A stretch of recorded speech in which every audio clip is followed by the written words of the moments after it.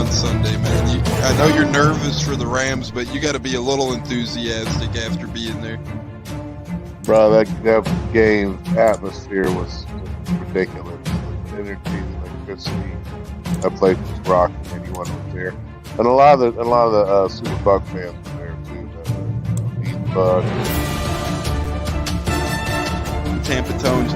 We are joined by Lead Goon tonight, host of the Pat and Aaron Show of WDAE, Pat Donovan. And it sounds like Stunna is bumbling a little bit. Going to put him on mute for a second until that gets a little cleared. But we're joined by Pat Donovan. It looks like Stunna's hanging out with Cheech and Chong in a car with the windows up or something over there. It does look like we got a little... No, my camera's broke. What is up, ladies and gentlemen? Howdy ho, howdy hey, how the hell are you? It's Thursday night football.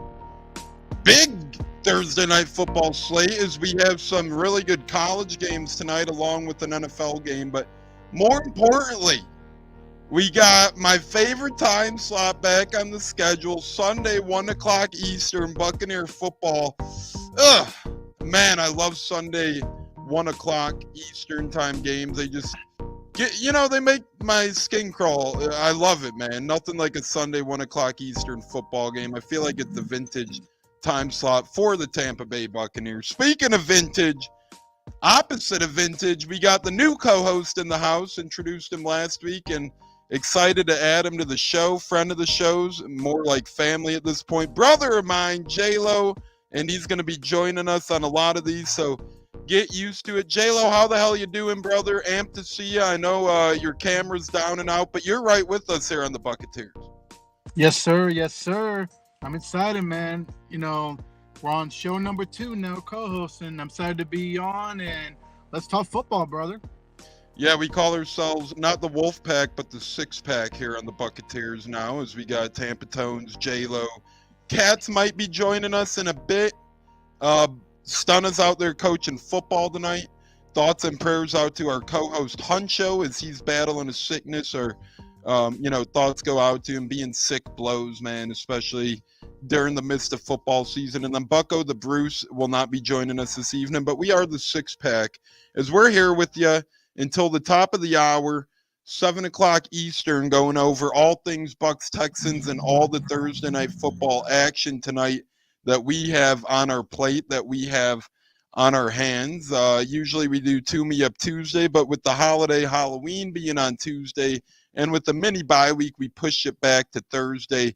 We'll be back with our normal program and schedule next week. Actually, we won't. We'll be here on Wednesday next week, but we'll get into all that a little later. Join us this Sunday, 9:05 Eastern time a.m. for the way too early pregame show, Breakfast with the Buccateers, to get your latest and greatest kickoff news, injuries, updates, and so much more.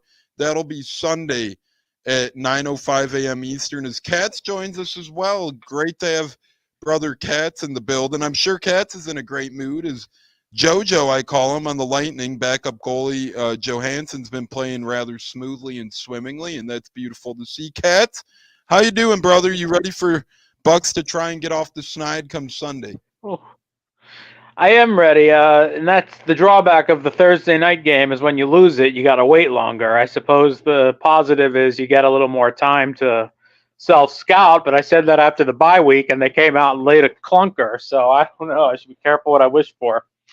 Yeah, you always want to win the game before Thursday, because then if you lose Thursday, it doesn't feel like it's the end of the world, and the Bucs sadly were not able to do neither of those things, right? So, I agree with you, Cats. It's one of those things where you lose a game before Thursday, you lose Thursday, things start piling up, you're ready to get back to combat. But Cats, I was talking a little bit with J-Lo, and honestly, 1 o'clock Eastern games are probably my favorite time slot for the Bucs, and I think we bode pretty well pretty often on the road in these games. And here we face a Houston team that's shorthanded offensive line-wise. They're on their four-string center, a couple other banged-up O-linemen they have. We're going to cut to the chase right away, Cats. Do you have good thoughts heading into Sunday's game, even though we're in the midst of a 3-game losing streak? We've historically struggled against younger or rookie or backup quarterbacks, and we face one of the better rookie quarterbacks, if not the best rookie quarterback so far in CJ Stroud. Are you nervous for this game Sunday? I mean, pretty much must win, right? If the Bucs fall to 3-5 with a date in San Fran in a couple weeks looming, that could get a little ugly. What say you, Cats? Do you have good thoughts heading into Sunday? Well, I'm always nervous, but I am optimistic for this game. I do actually think the extra time between the Thursday night game can help. You should get Vita Vea back. It looks like that was not. You didn't want to not have him last week, but I get it. You know, it was a short week. Maybe if they played Sunday, he would have played. So that gives me hope, especially, you know, they are banged up on the offensive line as well. The Texans, that is. It would be nice to see some changes personnel-wise. You know, I'm really, you know, with all due respect to Ryan Neal, it just has not worked out. You know, that was a big free agent signing. Unfortunately, to this point, and we're 7 games in now, it hasn't looked good. We'll see if they do anything there. I'm not counting on it, you know, but they haven't, you know, Bowles was kind of non-committal a few weeks ago about changes and whatnot.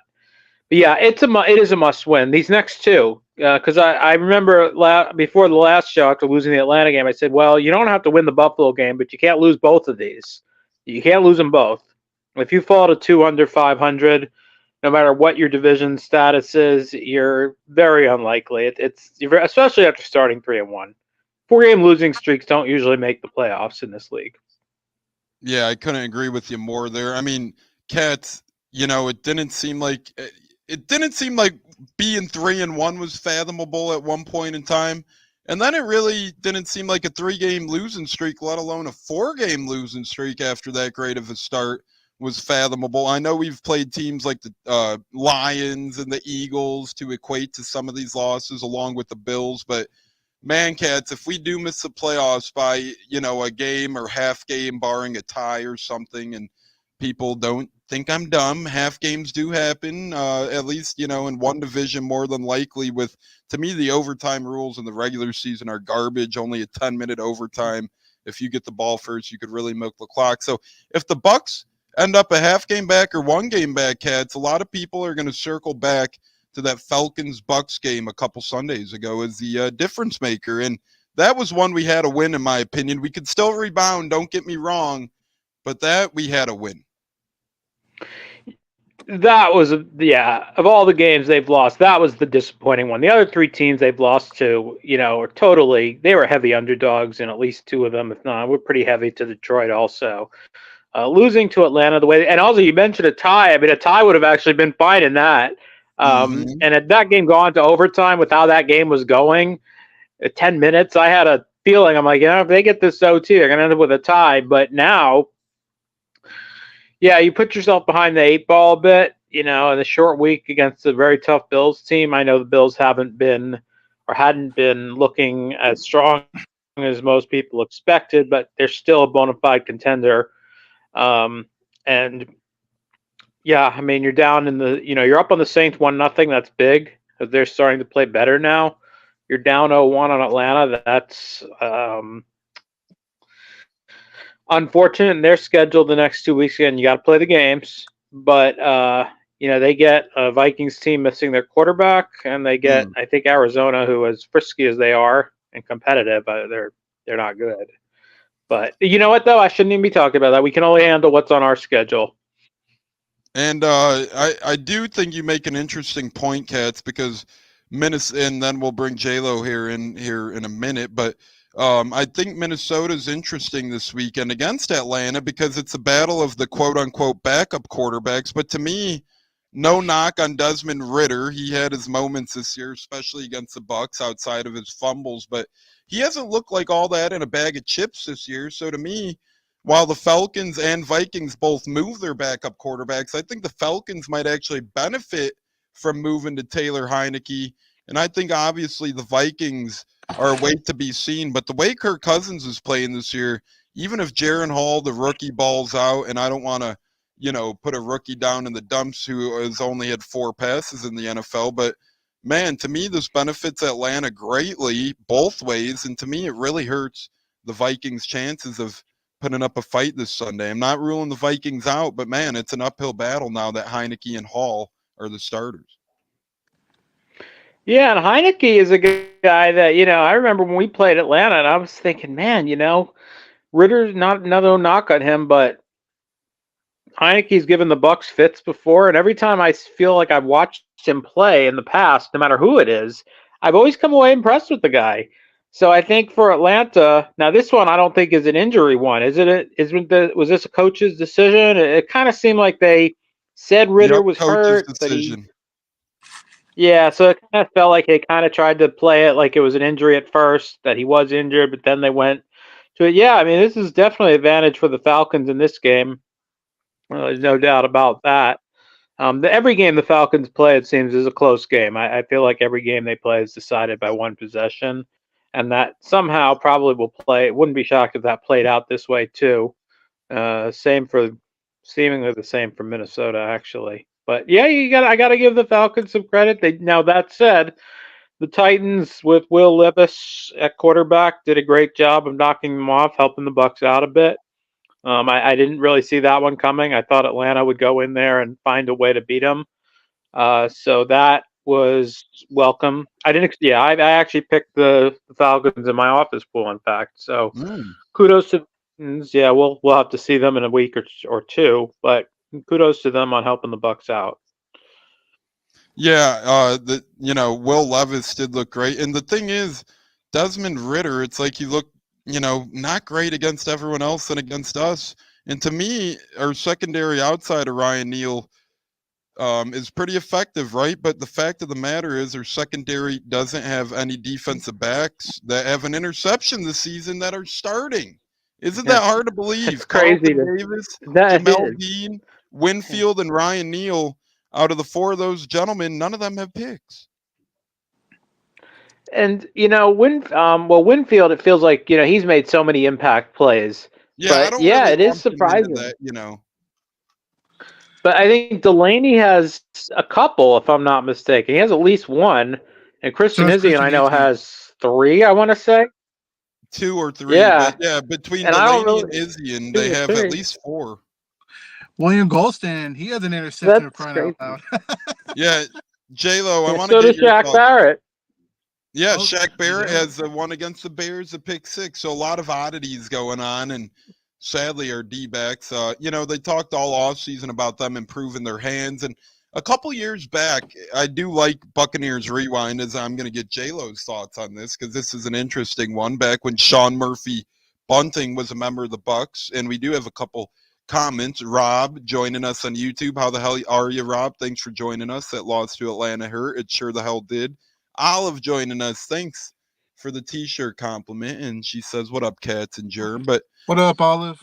J-Lo, I want to ask you this. Couple years back, or maybe last year, Sean Murphy Bunting was on Buccaneers Total Access talking with Casey Phillips. And Casey Phillips kind of asked him, hey, how are you so good at ball hawking? Because remember, Sean Murphy Bunting rarely dropped interceptions, but he goes, guys like me and Mike Edwards were so good at being able to intercept the ball and ball hawk because they played baseball growing up, this and that. And then he alluded to Jamel Dean and Carlton's struggles of getting interceptions, in part because of the non-baseball factor. J-Lo, are you buying that? Do you think Dean and Carlton might have a harder time tracking down interceptions because they don't have baseball in their forte growing up? I mean, from what it looks like throughout their career in Tampa, I think they do. I mean, you rarely see these two guys get interceptions.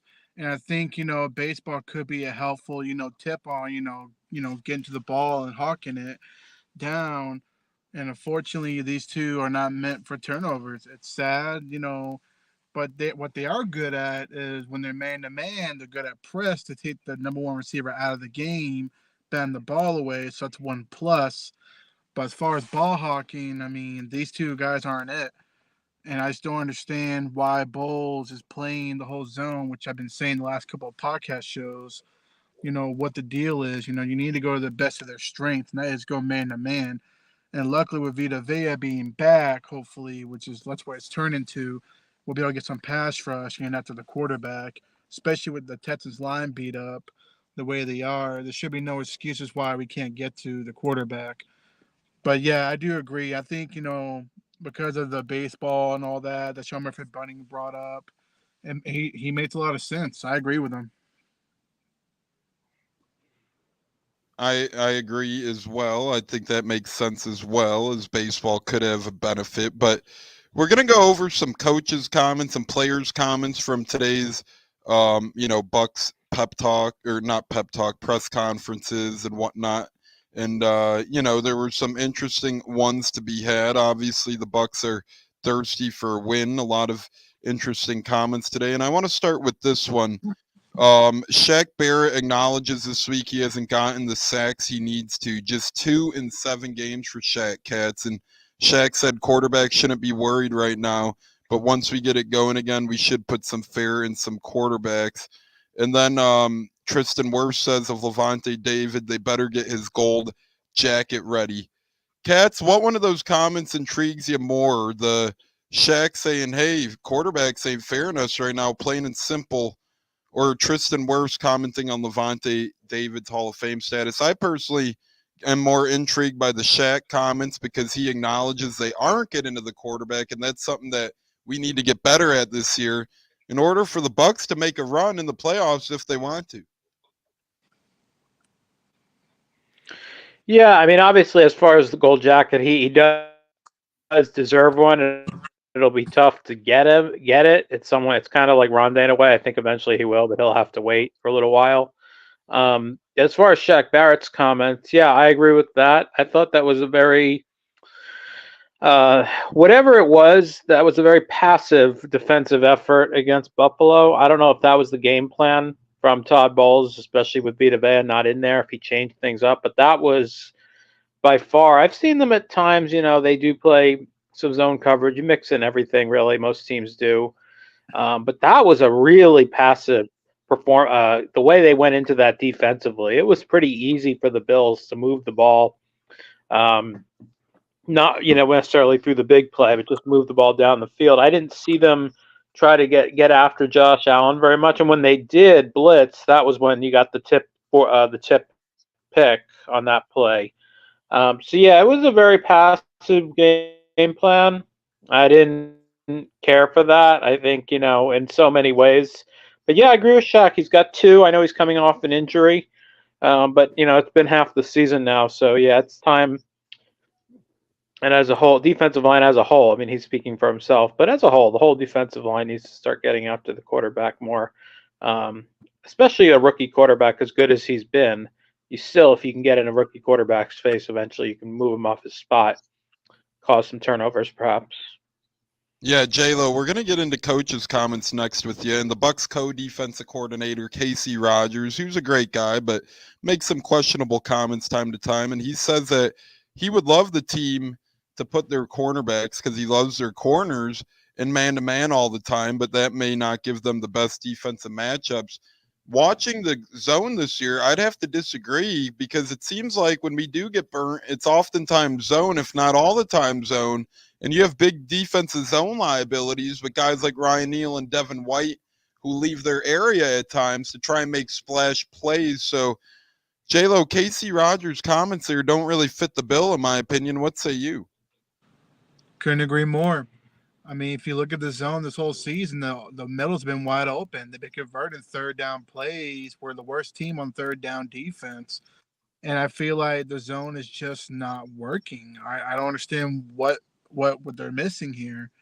I mean, I just don't get what Rodgers, the Cody's coordinator, is trying to put out there, like that, saying, oh, we want to, we don't want to play man-to-man at times. Even though he would love to see it, it just doesn't add up to me. I just feel like man-to-man is best of their traits, and you're paying 2 corners $30 million combined to go shut down the play, shut down the best receiver. I mean, dare everyone forget last year what Carlton Davis did against Jamar Chase one-on-one man-to-man last year? He took him out of the game, and that's what we need out of our corners, to play man-to-man. Now, Devin White, he's injured. The man's hurt. I'm not a doctor. I don't care what anybody says. This man is not 100%. And if he's not 100%, you need to get him off the field and let him rest and put in Savasi Dennis when it comes to Devin White. But yeah, I don't know. This coaching staff's very questionable at times. I don't understand why they make these decisions, and hopefully they reconsider and think about what they're doing and change the personnel. Hopefully, and they're gonna have a shot at getting to the playoffs. But started, you got to win. Like I said, like Kat said, the next 2 games, you got to win those 2 games. They're very winnable. There's no excuses.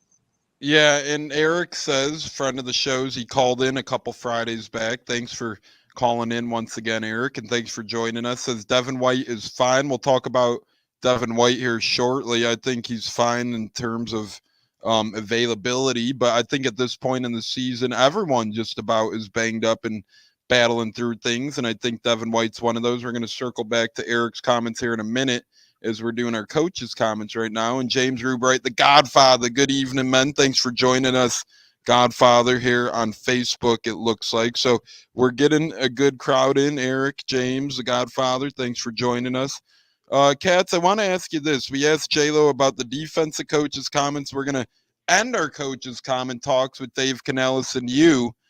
Dave Canales had a couple of interesting comments today. First off, said that the Bucs bringing back John Wolford because, for those unfamiliar, Bucs third-string quarterback John Wolford was actually almost signed by the Rams active roster, but he declined it. He wanted to stay in the Bucs practice squad. Then not only did he stay in the Bucs practice squad, the Bucs promoted him. At first, I thought, hey, maybe they're trying to get, a 6th or 7th round pick for Wolford, but Dave Canales said that QB John Wolford brings to the team is really important, and it means a lot that he wanted to stick around and see through what they are building. So, Katz, I want to ask you this. A, do you think the Bucs promoting Wolford and keeping him around have any indication that, hey, the Bucs might like this guy a lot?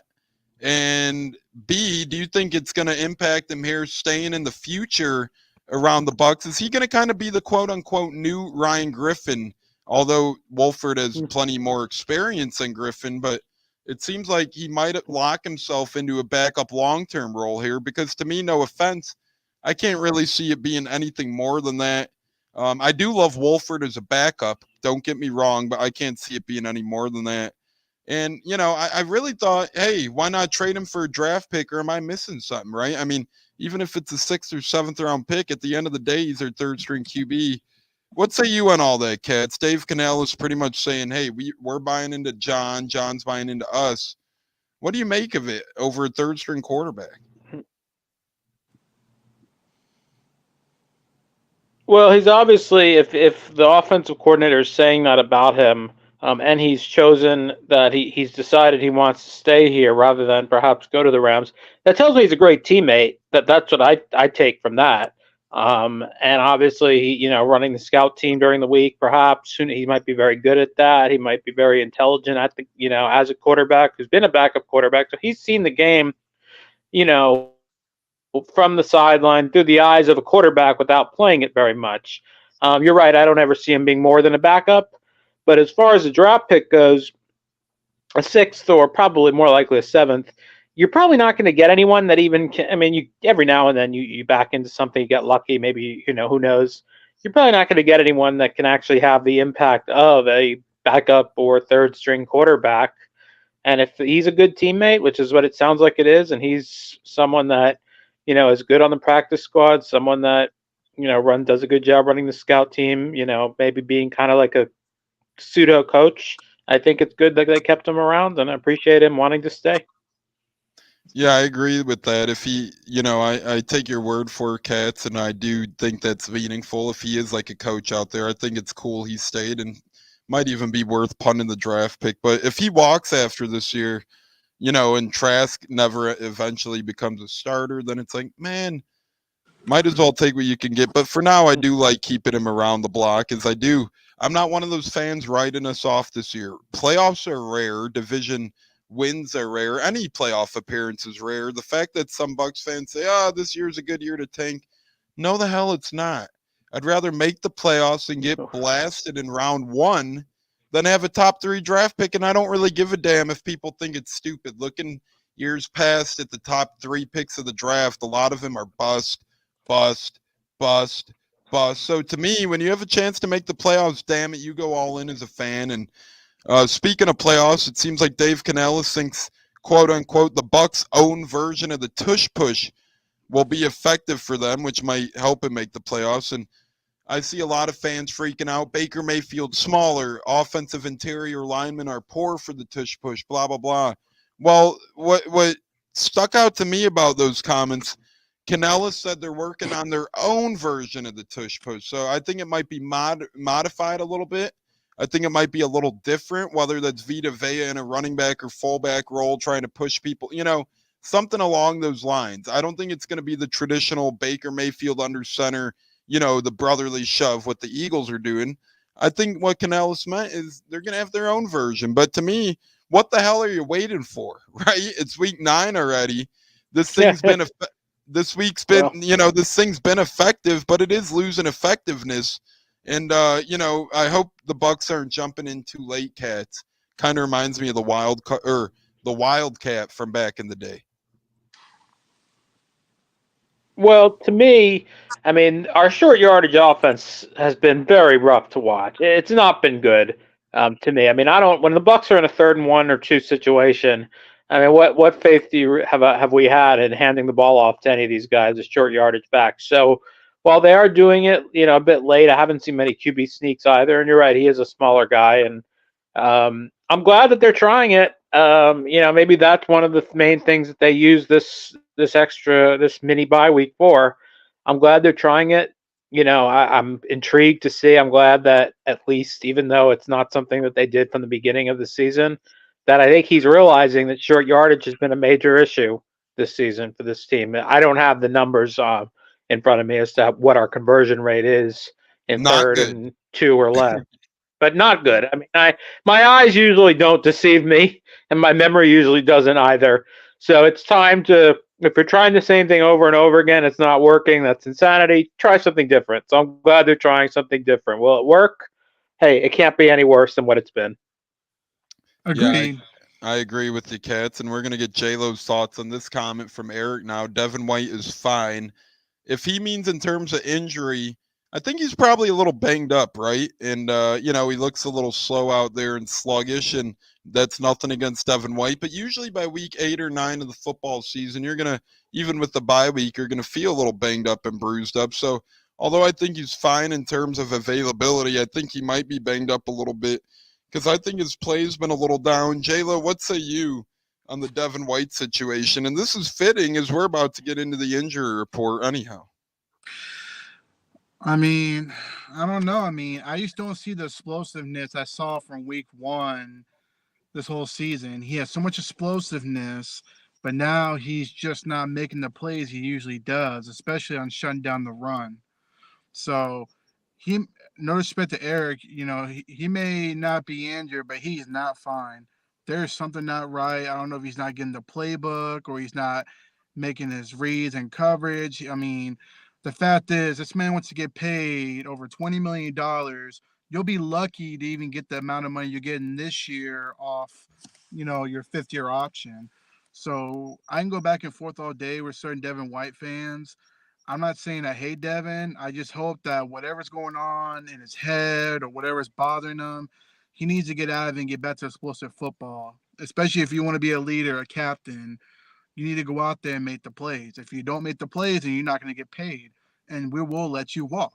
I don't want to see him leave, but at the same time, there's players like Tristan Wirfs, Anton Winfield Jr., who's been the best player on defense. Levante David, who's been a stud. I mean, he's playing.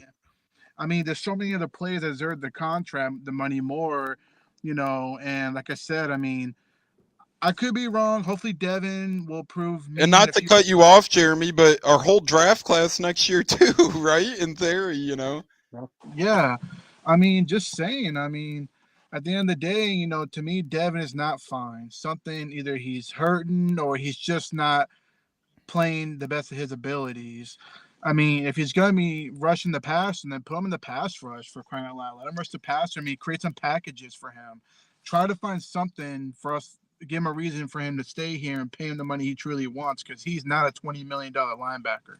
And it seems like Todd Bowles may have been in line with you, Jeremy, if he might be hurt, like how me and you think, because he said, oh, maybe after the season we'll get something checked out. But yeah, I'd maybe blitz him more. I'd keep him at middle linebacker, but I'd blitz him and put him, on the outside more, and, change of personnel a little bit. As you said, hey, some plays maybe sub at Dennis or KJ Britton and put him on the edge or the outside, see if he could get after the quarterback. Speaking of injury, though, you are listening to the Buccateers and Cats, J-Lo, Tampa Tones here. None of us injured. We're all ready to roll here until the top of the hour, bringing you the latest and greatest Bucs game day previews, breakdowns, score predictions, and so much more. You could keep up with us on X today at Buccateers, on Instagram today at Buccateers Pod, on Facebook at Bucs Life News LLC, and on YouTube, Google Podcast, Apple, Spotify, and so much more at Buccateers Podcast. Cats,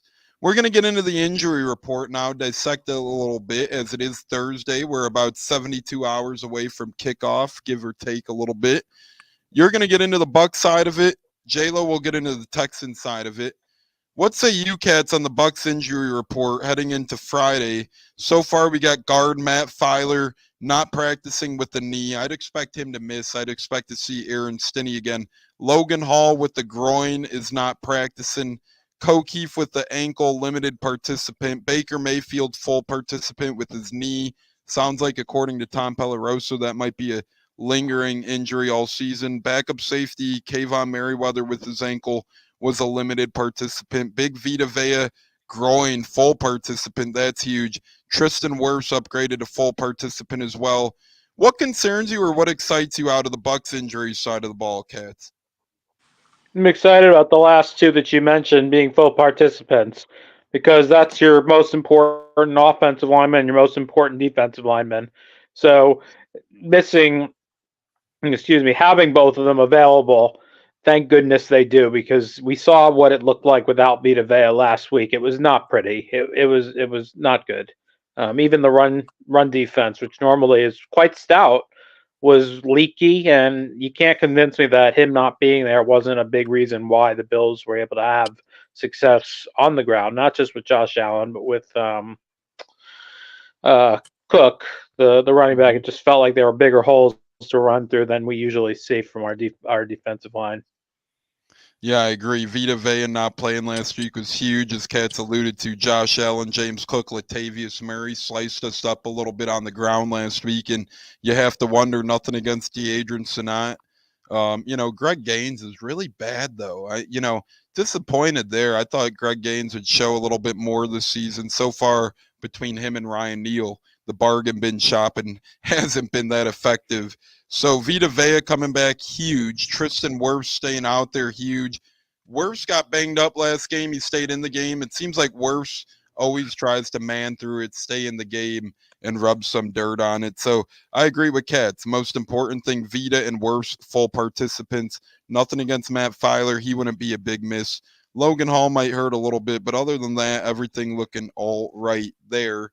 Texans side of things, J-Lo, what say you? Here's your injury list. It's a lengthy one. Robert Woods did not participate. Sounded like the veteran receiver will probably miss the game for Houston, which is really nice for the Bucs. He's had a good amount of touchdowns this year. Larry Tunsil was a limited participant, but he did upgrade in participation. Sheldon Rankins, limited participant. Damian Pierce did not participate, the former Gator running back. That would be a huge one if he wasn't able to go. Brevin Jordan, the tight end, did not practice either. And then they have a handful of full participants. But out of the Texans injury report, J-Lo, what stands out to you? Maybe Robert Woods missing, maybe Damian Pierce missing, maybe Laramie Tunsil getting upgraded. Anything on the Texans side of the injury report sticking out to you, J-Lo?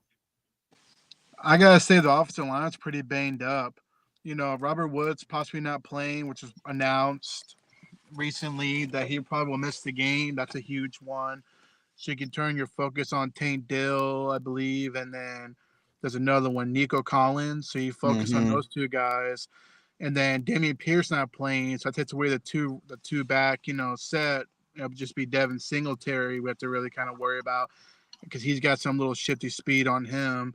But I gotta say the Lions what's really got my attention, how beat up they are. They lost their starting center for the season, and then Laramie Tunsil's beat up. So it would give our pass rush a chance to get, some blitzes in there, get after CJ Stroud. The important thing is, it's a rookie quarterback, and his line's depleted, pretty beat up right now. That's where our defense needs to come alive and get after him, especially with Vita Vea being back in the lineup possibly on Sunday.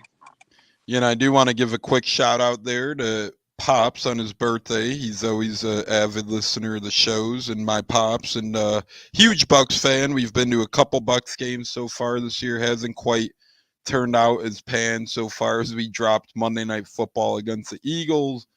And then we're going to the Texans game. Or not Texans game, I'm sorry, the Titans game and the Colts game. So we got 3 Bucs games on the docket this year. We're 0-1 so far. But happy birthday to Pops. And happy birthday, Pops. Hopefully the Bucs could win on you. Happy or birthday. Could win for you. Thanks, Cats and J-Lo. He'll appreciate that. I know he's listening right now. So J-Lo, Cats, wish you a happy birthday. The Buccateers in general wish you a happy birthday. And hopefully the Bucs could get a win against the Texans for you this Sunday on your birthday weekend. That would be something incredible there. We're going to get into score and game predictions now for the big one this Sunday. We'll start with you, Cats. Spitball a score. Bucs Texans, 1 o'clock Eastern on CBS. Ian Eagle and Charles Davis on the call. Once again, 1 o'clock Eastern on CBS. Who you got, Cats? And who's your player of the game? Yeah, I'm glad to hear that we got them on the call. I enjoyed both of them. I like the Bucs' chances in this one. I think the Bucs win at 23-16. And player of the game, I'm going to give it to Baker. I think going back to playing in his home state of Texas, I'm going to give him player of the game. I love that, Baker, and he's trying to give them revenge. As way back in the day, his college gave up on them. He went to Oklahoma. He's going back to his own state. He's always fired up. As Pops now writes in on X, thanks all 3 of you for the birthday shout out. Yeah, see, I told you guys he'd be listening. So much appreciated there on his behalf as well. J-Lo, speaking of behalf, are you with Cats and thinking the Bucs win this one? And if so, who's your player of the game? Is it Baker? Is it elsewhere? Who you got, J-Lo?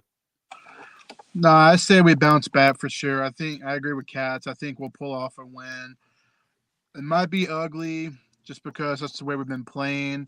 So if I had to put a score prediction, I got to say 21-13 Bucs. I think we'll get over the 20 mark. I think Baker stays pretty steady, not turn the ball over. Getting Mike and Chris the ball, get them because they've been open here and there. Baker's just not hitting it, but I think he'll wake up and get them the ball more and get this run game somewhat going. And my player of the game, I'd say Vita Vea. Him being back will create a lot of pressure and opportunity to get after CJ Stroud and take him out, shut him down. You shut down the run game, then you shut him down. Robert Wood's not playing, who's the veteran. You go out to the 2 youngsters with Dean and CD. So this is the bounce back game. This is it here. It's now or never. There's no way they can drop a 4th game in a row. I think it's going to be 21-13 Bucs. It'll be ugly, not high scoring, but the Bucs will pull out a win by a strong defensive effort by the defense. Yeah, so interesting quote here before I get to my score prediction. Just kind of coming out here on X, Rick Stroud reports that Tom Brady in 2021 against the Bills, as he had Josh Allen on his Let's Go podcast this week, advised Josh Allen, A, to run less, and B, he separated his right shoulder in that comeback win against the Bills in overtime on a Matt Milano hit in the end zone, and the Bucs and Brady lost the next week to the Saints 9-0. So it kind of shows, the injury and whatnot there. Is Pops ask you a question, Cats. He goes, did Cats predict 24-17 Bills last week? Cats, was that right?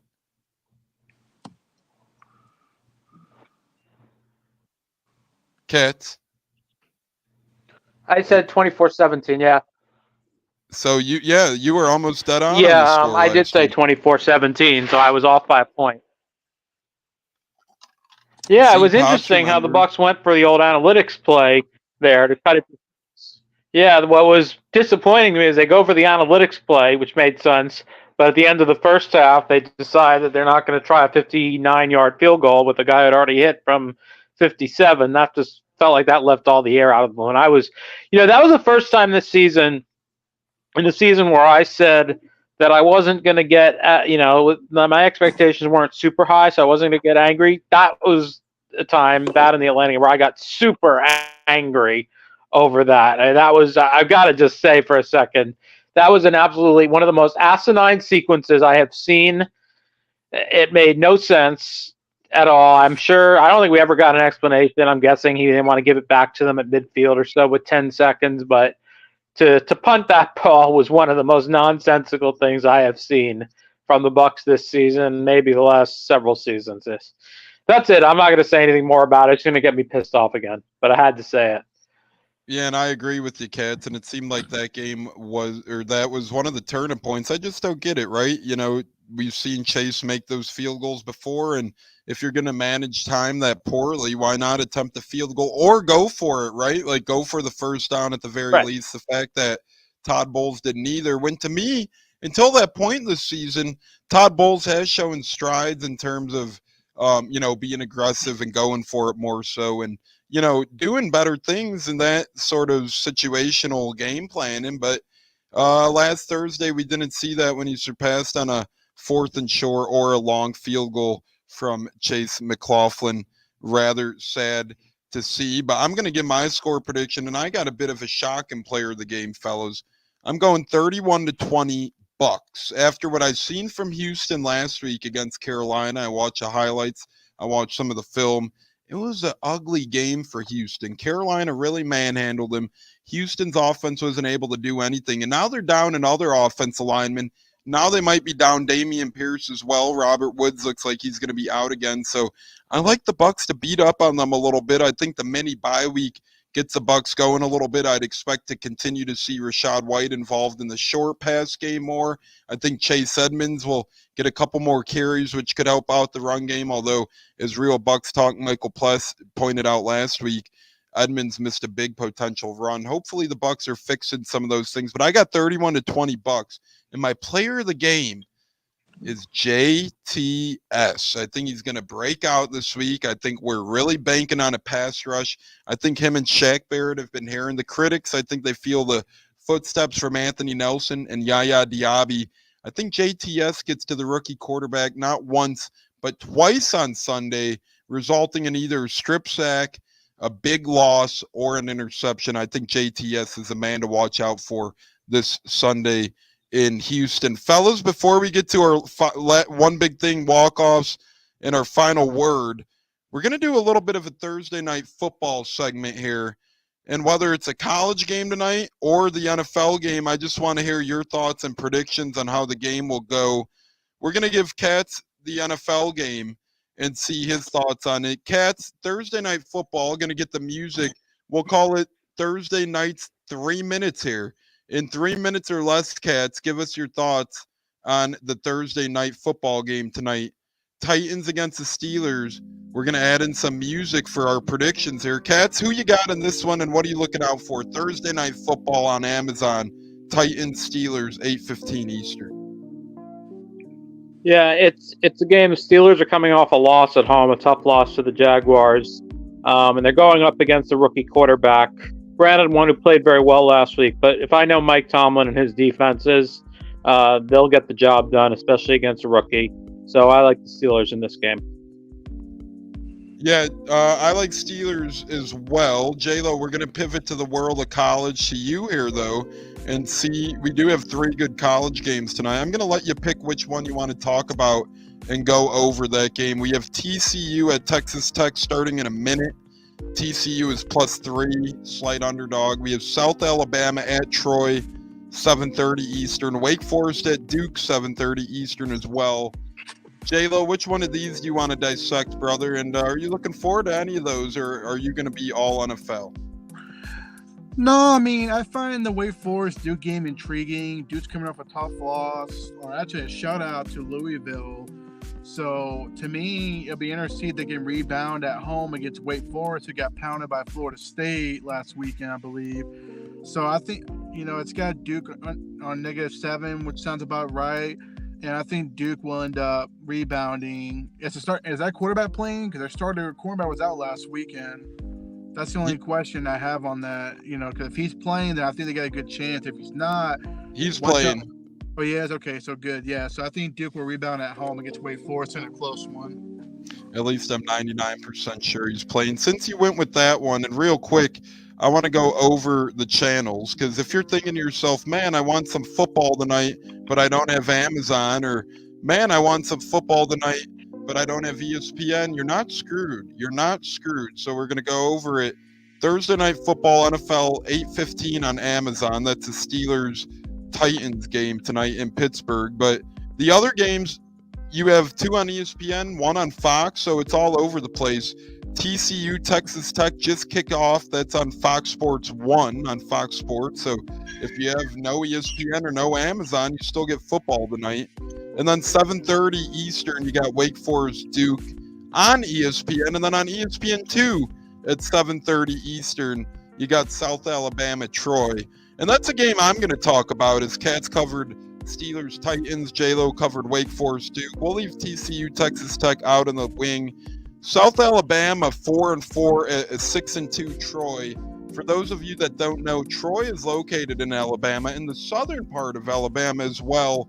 Troy and southern Alabama are fighting for bowl spots. Troy clinched the bowl game as they have 6 wins already. They have a really high-powered offense. I like Troy. I like the things they're doing. For those unfamiliar, they're a really fun college football program, not only this year, but last year as well. They upset LSU a couple of years back. I like the Alabama rivalry here, South Alabama at Troy. That's 7:30 Eastern on ESPN2. You guys won't be disappointed for tuning in to that one. That was our Thursday's 3 minutes, where we go around the world of football each and every Thursday. If we have a show on Thursdays here on the Buccateers, great job there, gentlemen. Great college tonight. Once again, you have TCU, Texas Tech on Fox Sports. That game just kicked off. You have Troy, South Alabama on ESPN2 at 7:30. You got Wake Forest at Duke on 7:30 on ESPN. Then you got Steelers, Titans, 8:15. Man, I love Thursdays. I love the combo of pro and NFL ball. Nothing quite like it. Cats, what's your one big thing and walk-off heading into Sunday, sir, or our next show? We're definitely going to do breakfast with the Buccateers, a way too early pregame show. I'm not sure if we'll squeeze one in on Saturday or not. To be determined. We'll keep the world posted. But, Cats, what's your one big thing and walk-off heading into the big showdown with Houston this Sunday? Big thing, I'd like to see us start the game faster. We've only scored 3 points on our opening drive all season this year, and that was in the Chicago game. Seems like every game we move the ball a little bit on every opening drive. We end up punting or going for it and not getting it. So that's my big thing. Let's start this game fast, get off to a good start rather than playing from behind all the time, and that'll give us a really good chance to go on the road and get a victory. As Neil joins us, what it do, Neil? J-Lo, what say you? Katz is saying a fast start will help us out. I agree with him. What's your one big thing and walk-off heading into Sunday's showdown with the Texans? No, I agree with Katz. Just playing behind has gotten really annoying. It's becoming a huge headache, and I agree with him 100%. We need to go to a fast start, get to the quarterback, and for God's sake, when you're on the red zone, freaking capitalize and get 6. Put 7 points on the board. Enough with the field goals. I mean, come on, man. We can do this. We got Big Mike. Get him the ball. We got Chris. I mean, I just don't understand why we're struggling in the red zone, but hopefully I agree with Katz. Get to a fast start and get a hefty lead on a team that we should be beating. Maybe not pounding, but beating, leading the whole entire game.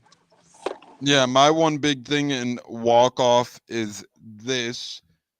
We need a pass rush, and we have the guys to do it. I know Vita Vea's been hurt, so that probably hasn't helped. But, fellas, between Shaq Barrett, JTS, Anthony Nelson, Cam Gill, Yaya Diaby, Kalijah Cansey, Mike Green, Vita Vea, although Greg Gaines is terrible, we have the talent, right?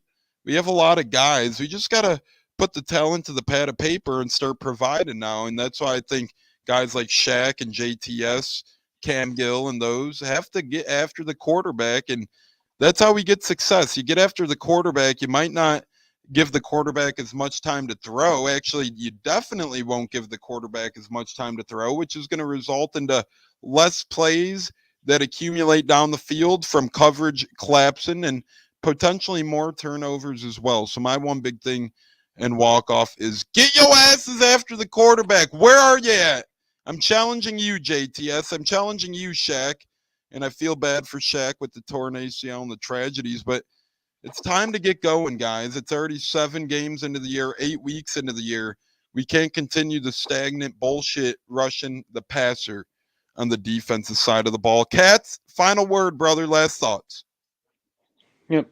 Start fast, finish well, go out, get a victory. Go Bucs. Love it, brother. Love it. J-Lo, last word, final thoughts, final word, brother. And we'll see you Saturday, hopefully. If not, we'll see you Sunday. Agreed.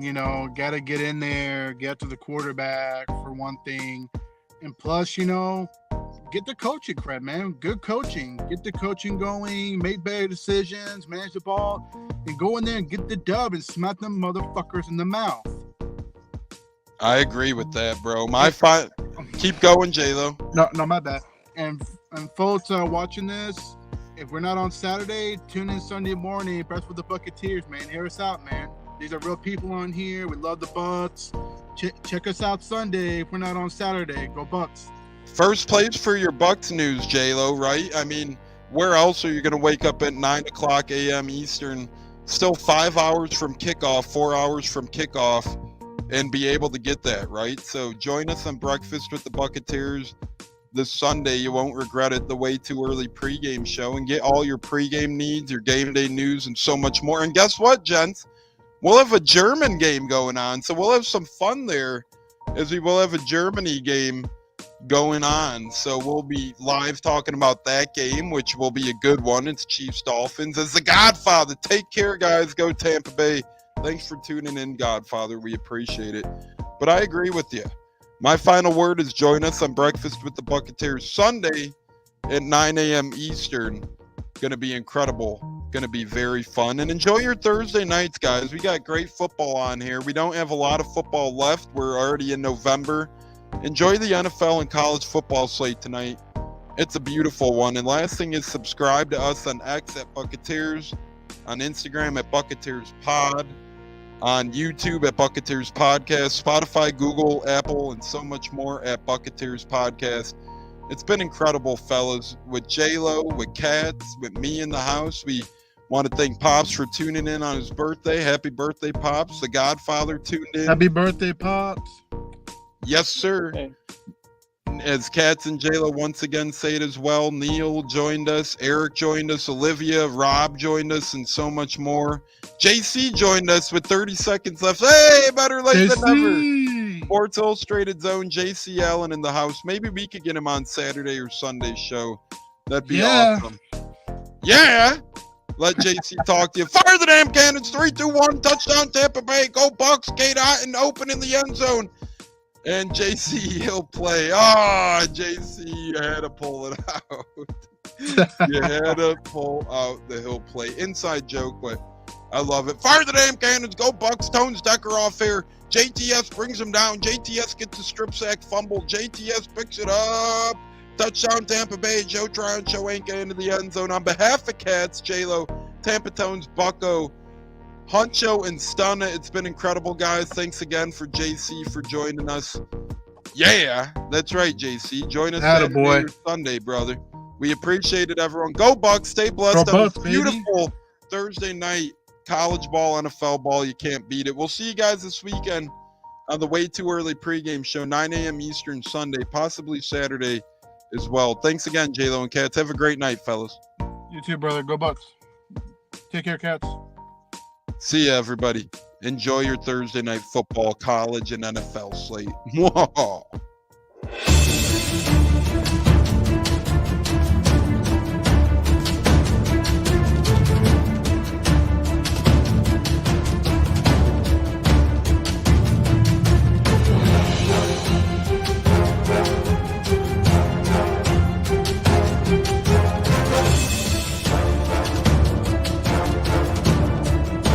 game on Sunday, man. I know you're nervous for the Rams, but you got to be a little enthusiastic after being there.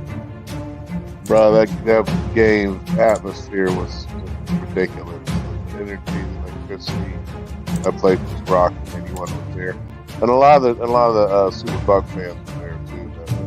The Bucs. Tampa Tones. We are joined by lead goon tonight, host of the Pat and Aaron show of WDAE, Pat Donovan.